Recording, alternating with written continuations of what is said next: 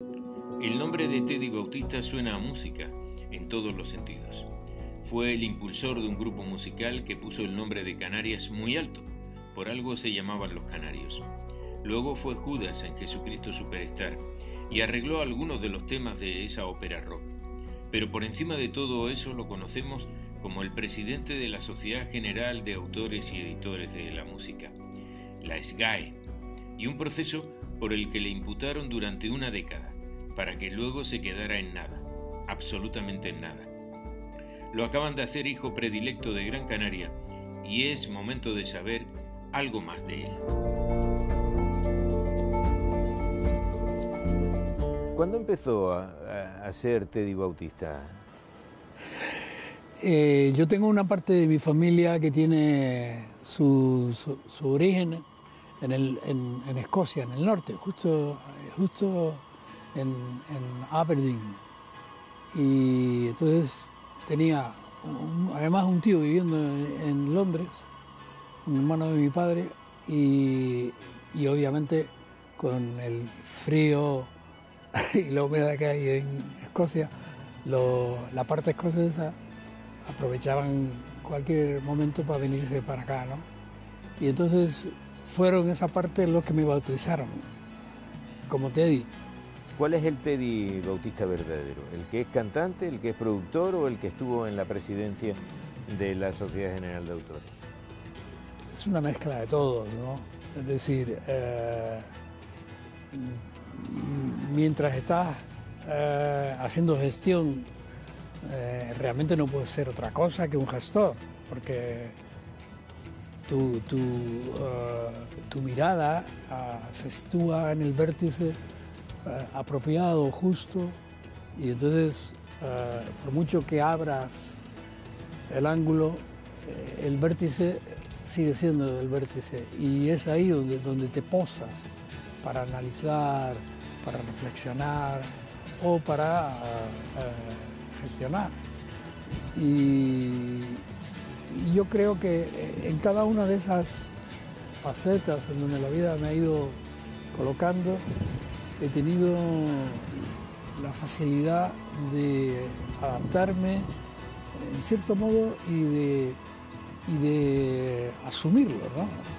Pero usted, por ejemplo, en la Sociedad General de Autores consigue darle un vuelco a lo que hasta ese momento eran los derechos de los que proporcionaban música en este país, música o cualquier otra manifestación artística de creadores. ¿Por qué cree que al final tuvo ese final que se realizó, en donde usted le someten a un proceso, donde está durante mucho tiempo, donde le acusan de todo, para luego quedar en una causa en donde todo se diluye? El primer objetivo era situar a España en donde le correspondía, no solo en términos sociales, sino en términos concretos de proporcionalidad que había entre el Producto Interior Bruto, la renta per cápita y demás. Entonces, los que estábamos de acuerdo en eso, sabemos que eso era un duro y tortuoso camino, porque en España es el único país europeo en donde los derechos de autor lo tienen que defender las sociedades de autores. La otra mirada es la de los que decían, pero estos ¿por qué se creen que en España hay que pagar igual que se paga en Francia y demás? Aquí que cada palo aguante su vela. Recuerdo que dijo un importante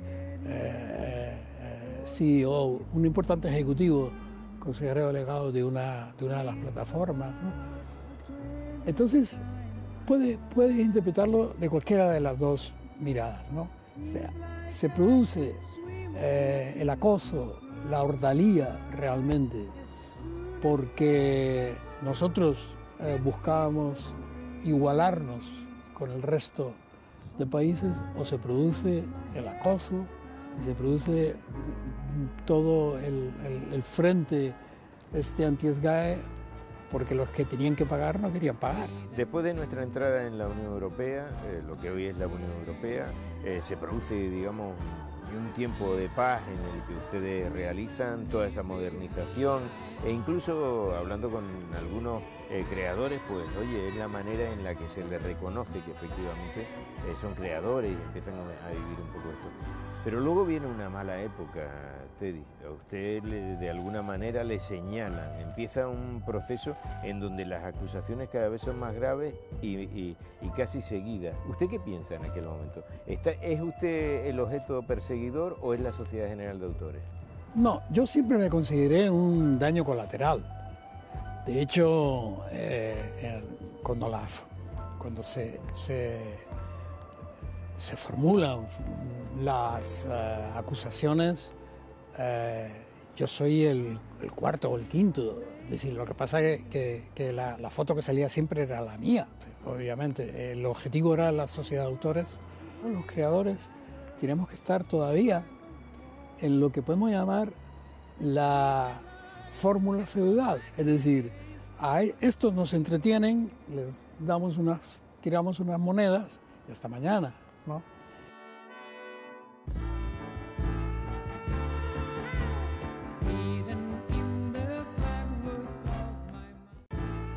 Pepe, ¿cuánto le deben los autores a Teddy Bautista? La Sociedad General de Autores, justo en el año en el que Teddy Bautista asume la presidencia, recaudaba en toda España algo así como 400 millones de euros, ¿no? Hoy en día la Sociedad General de Autores no llega a los 200 millones de euros lo que está recaudando. Bien es cierto es que ahora hay otras sociedades, que hay una para los derechos de la exhibición de televisión y que entonces solo tenían esta Sociedad General de Autores y Editores. Pero lo cierto es que ha decaído, que la caída en desgracia del propio Teddy Bautista con todo el proceso que se le siguió, pues fue muy significativa y no se escapa, porque hay mucha gente que en eso sabe, que había una guerra de intereses. Lo que él ha dicho en la entrevista, ¿cómo es posible que se paguen a esta gente? ¿Realmente el dinero le iba? Bueno, vamos a ver la segunda parte de esta entrevista que todavía nos queda, la segunda parte a Teddy Bautista. ¿Qué perdió durante esa década? ¿Qué fue lo que perdió? ¿Perdió esperanza? ¿Perdió dinero? No, perdí dinero, obviamente. Yo cuando leo, francamente, me dio risa.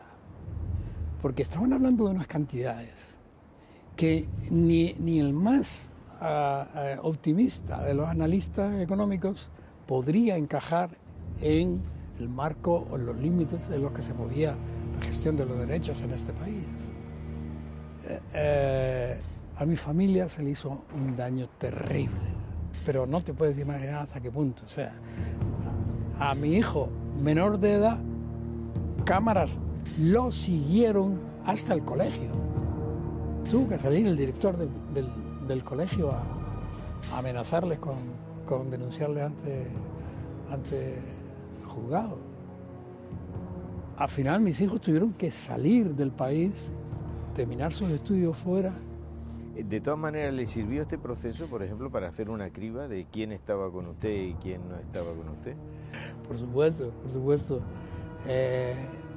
Eso es una de... Decir, en la balanza, yo siempre digo, no me puedo olvidar, y tengo que colocar ahí en el platillo de las cosas positivas, que primero que me permitió limpiar mucho mi agenda, ¿no? Y segundo, que entendí cuál es la diferencia entre amigo y conocido, ¿no? Y yo tuve la enorme suerte de tener un grupo estoico y además con voz propia y con argumentaciones que nunca me dieron la espalda y todo lo contrario, me apoyé en ellos y parte de mi descalabro económico que conlleva toda esta maquinaria lo pude superar con la ayuda de los amigos. Ya no confía tanto en el sistema porque el sistema es el que le ha llevado esto, pero el sistema también es el que le ha librado de todo. Sí. Es decir, si lo miramos desde las dos perspectivas, Teddy, de alguna manera el sistema efectivamente le llevó a una situación de esta, puede uno perder la confianza, pero ha sido el sistema quien le ha fallado a favor de usted. Es verdad que el sistema tiene este recurso, ¿no? De que finalmente llegas a la sala de lo penal en la Audiencia Nacional y ahí hay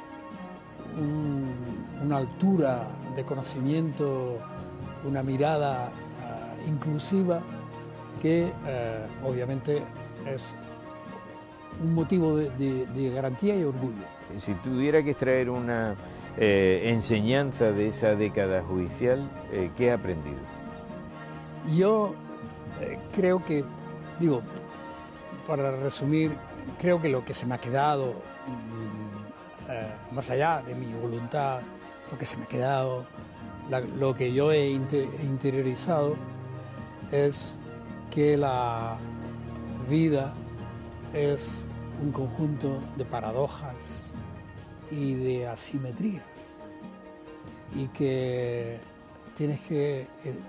me tenían que haber educado desde la familia y desde el colegio o desde la universidad que esto es un elemento que tú no vas a poder cambiar. Tú vas a poder contribuir junto con otros a ir cambiando poco a poco, pero ya se escapa o sea, tú puedes ser honrado, honesto, coherente, ejemplarizante, puedes ser todo eso, pero desde luego nunca vas a poder ser un mago que con una varita mágica toque y convierta la rana en príncipe. Estos días, por ejemplo, le han hecho hijo predilecto de Gran Canaria. ¿Eso palía un poco todo Sí, esto? mucho. ¿Sí? Sí, porque... Porque se sigue sintiendo canario por encima de cualquier otra cosa. Sí. Soy canario atlántico, por decirlo así. Yo creo que haber leído con menos de 10 años Las Rosas de Hércules de Tomás Morales ya me hizo muy canario. Pero haber leído los episodios nacionales me reforzó aún más. Bueno, pues ya sabemos que el tiempo pasa para todo el mundo. Teddy, o Eduardo, como figura en su DNI, tiene casi 80 años y los últimos tiempos le han servido para discernir entre quiénes son amigos en la plena extensión de la palabra y quiénes para medriar a costa de otro. Está dolido con todo un sistema que ha comprobado que se engrasa en función del poderío y que a él le han destrozado la vida. Está orgulloso del reconocimiento del Cabildo de Gran Canaria y se siente canario, a pesar de vivir en la diáspora y a pesar de los pesares. Es un grande en todos los sentidos. Por cierto, Caco Senante sigue siendo un incondicional de Teddy.